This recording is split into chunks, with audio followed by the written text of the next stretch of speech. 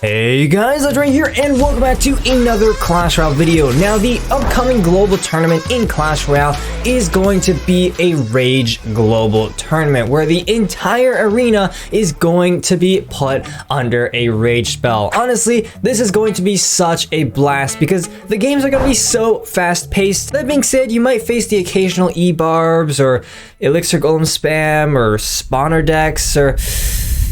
Anyways, with all of that aside, today we're going to be going over the top 5 decks that I would recommend you guys run in this upcoming Rage Global Tournament. Now, one important thing to note is that when I was picking these decks, I'm assuming that this game mode will have increased Elixir income. Based off of previous Rage challenges that Clash Royale have done, in single Elixir time, you get 1.3 times the normal Elixir, and in double Elixir time, you get 2.7. Not only is the arena going to be much more fast-paced, but you're also getting slightly more Elixir than you normally would, which allows you a little bit more freedom when it comes to building your decks. And these are 5 decks that have done very well in this current meta, and I believe whose playstyle will transfer very well into a raged up environment. So if you guys are interested in any of these decks, the deck links are going to be down in the description. And hey, while you're there, be sure to leave a like on the video and subscribe to the channel for more videos like this one. Also, if you'd like to support me, feel free to use code Legendaray in the shop. Any support would be greatly appreciated. And with all of that out of the way, let's get right into the decks. Number 1, P.E.K.K.A Balloon Freeze. Now, P.E.K.K.A Balloon Freeze is a deck that I feature in a lot of these global tournament videos. The Balloon, the Lumberjack, and the P.E.K.K.A are just 3 cards where when raged up are just so effective and apply so much immediate pressure towards the opponents. In fact, even though this is the only balloon deck I am going to share in this video, there are definitely other balloon decks that are just as effective. May that be a balloon cycle deck or that classic bowler balloon freeze variant. Anyways, starting off with this deck, of course, you're going to be a little bit more passive. You can see that this deck has some heavy control with the Ice Wizard, the Baby Dragon, and the Tornado. This combination is quite effective, but you also need some high damage output, and this deck has that in both that Lumberjack as well as that P.E.K.K.A. The freeze can even be used defensively on occasion, especially when all of your units are raged up. Giving your troops even just that extra 1 or 2 seconds to get damage can honestly make or break your defenses. On the offensive end, as with most balloon decks, there are generally 2 situations where you will go in with the balloon.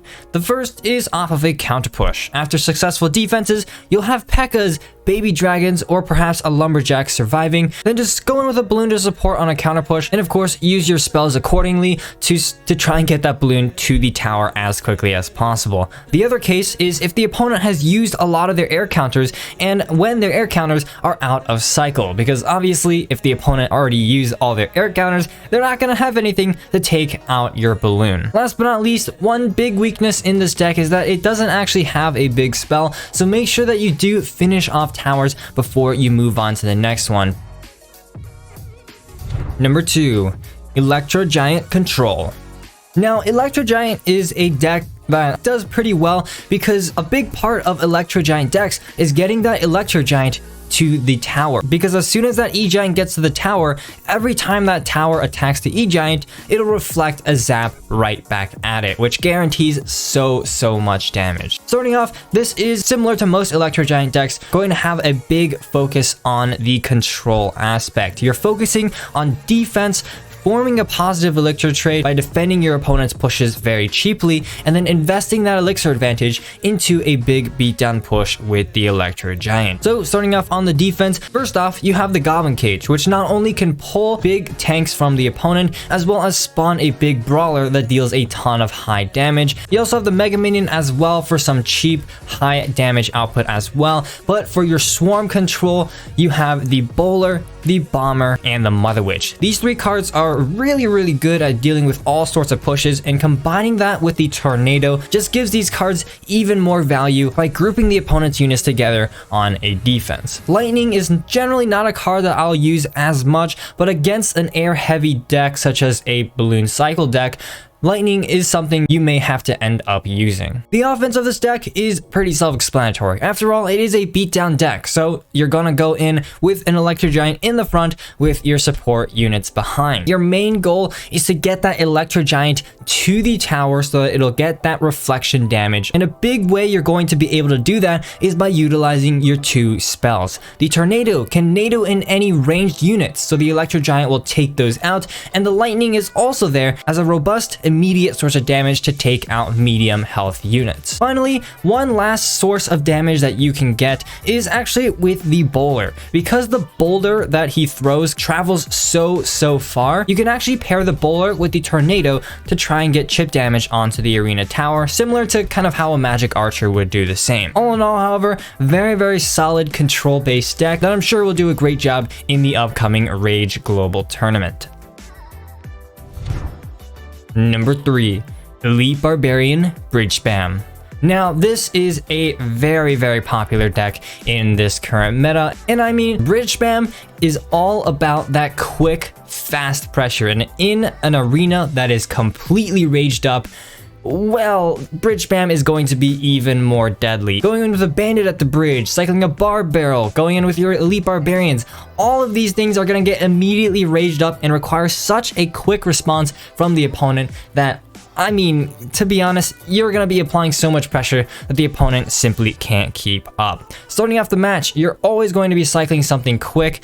Ideally, you'll be cycling your Heal Spirit, your Bar Barrel, or your Bandit, and then waiting for your opponents to make a response. After that, you can either double down on defense or pressure in the opposite lane with some of your other defensive options, such as the Elite Barbarians or the Cannon card. Now, ideally, in this type of matchup, you're going to be applying so much offensive pressure that the opponent cannot build up their own pushes, but obviously that's not going to be happening all the time in your matches, so the defense of this deck can definitely hold its own as well. Starting off, you have so much high output damage in the Cannon card, the Bandit, as well as the Elite Barbarians. The Mother Witch and the E-Wiz are there for kind of those swarm type units, as well as form the crux of your air defense. So if you know you are against an air deck, make sure you save at least one of these cards for the balloon so that you'll at least have some sort of defense against the many air decks that you'll face. Bandit is also another card that you'll really want to get down because using her charge to max effectiveness can really do amazing things such as soaking up an entire Mega Knight jump.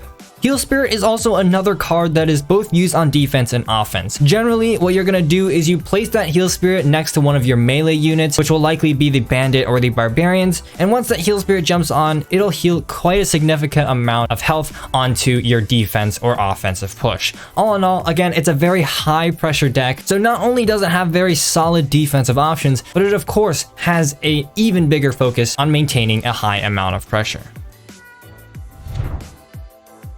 Number 4, Elixir Golem Spam.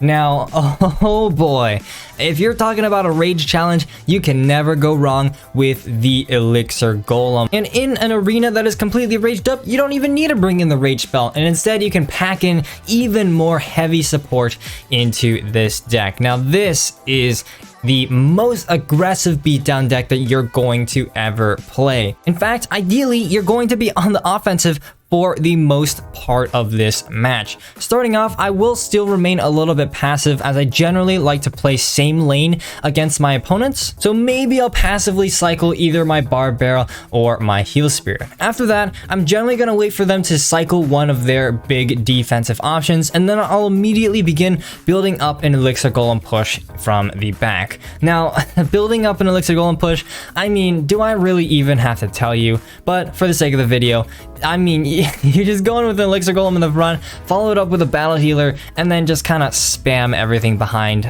It's not that hard. That being said, there is one thing that you do have to watch out for, and that is spell value. The big weakness of all Elixir Golem decks are spells. So if your opponent does have a big spell, make sure that that spell is not in cycle, or make sure that you space your units out properly. Now, of course, there are going to be a lot of players that are prepared to face Elixir Golem, so a lot of decks that play players will run will have a ton of splash control. Against many of these decks, you'll oftentimes just want to hold until double elixir time, build up an Elixir Golem push from the back, and cycle to a second Elixir Golem push so that you have 2 Elixir Golem pushes in both of the lanes. This is going to be so difficult for your opponents to stop, and combining that with your spells as well as that heal spirit is just going to be completely unstoppable. On the defensive end, this deck is again just so robust, albeit a little bit on the expensive side. Elite Barbarians and Inferno Dragon serve as your high damage output, Battle Healer and Barb Barrel serve as your mini tanks, and then your Electro Giant will be your main defense against Swarm and air units. This deck only really has 2 air counters, so again, if you are against a balloon deck, it is very important to have one of these 2 dragons saved in your hand. All in all, it's a very high pressure and fast paced deck. So as long as you're maintaining that aggression while making sure that you're not overcommitting, you're gonna get some very quick victories. Number 5, Mega Knight Fireball Bait. Now, this is another super popular deck in this current meta, and because of the pressure that it can mount, it is another top option that I believe transfers very well over to a fully raged up environment. Now, this generally is going to be a rather aggressive fireball bait deck. So starting off the match, I will generally cycle something, ideally splitting Zappies or going in with the Barb Barrel at the bridge. After that, this deck's win condition is a little bit sensitive on whether or not your opponents have splash answers in cycle, so I generally won't start off being as aggressive. Instead, I'll play a little bit more passively, wait for the opponent to spend some of their counters, and then go in with these big aggressive pushes. So starting off on the defensive end of this deck, your Zappies serve as your lane clogger, stunning the opponent's pushes and stopping them in their tracks. The Elite Barbarians and the Flying Machine both serve as your high damage output. The Mega Knight serves as a big tank, as well as an additional option to deal with splash units, and of course the Mother Witch can take care of big swarms as well. The fireball bait element in this deck is super valuable because 5 of the cards in this deck will actually die to fireball. So not only do you want to make sure you're not grouping all of your defensive units together, but you're also making sure that you want to bait out the opponent's medium spell before you use your other fireball bait units. Now the offense of this deck will generally be off of counter pushes. Once you have those surviving units, going in with the Royal Hogs either all in the same lane or split are going to be very solid options depending on the matchup. If your opponent has a ton of splash units packed into their deck, it may be a little bit more useful to go in with the Royal Hog split in the center so that the opponent will not get as much value against your hogs. That being said, there are also additional options for you to go in on offense. First off, of course, Elite Barbarians literally serve as a win condition in and of themselves. Playing them at the bridge, especially when raged up, can be super duper deadly, and you can also consider playing it somewhat like a beatdown deck, going in with a Mega Knight in the back and supporting with your other ranged units. So there we go. Those are the 5 decks that I would recommend you guys run in this upcoming Rage Challenge. I honestly am really looking forward to playing in this global tournament. Aside from the occasional annoying matchup, I think the quick aspect of these matches is going to be a nice change of pace from the normal Clash Royale that we are playing today. Again, deck links are down in the description for those of you to check out. But unfortunately, guys, that's all I've got time for in today's episode. Huge thanks to all of my channel members. You guys are the absolute G's. If you enjoyed, please leave a like down below, as well as a subscription to my channel. And as always, this is Legendaray, and I'm signing off. See you guys next time.